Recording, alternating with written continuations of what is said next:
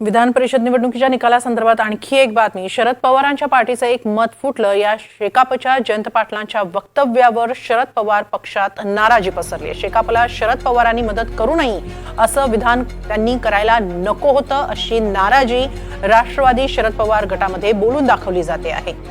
शेकापच्या पाटलांना फोन करून ही नाराजी व्यक्त करण्यात आलेली आहे।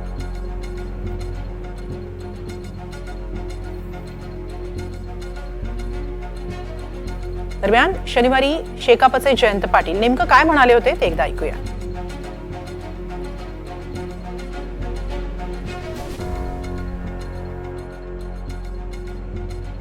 मी राष्ट्रवादीच्या 12 मतावर उभा होतो, त्यातलं एक मत फुटलं आणि जर मला 4 मतं मिळाली असती तर सेकंड प्रेफरन्समध्ये मी जवळजवळ 25 ते 30 मतं आणखीन जास्त घेऊन निवडून आलो असतो।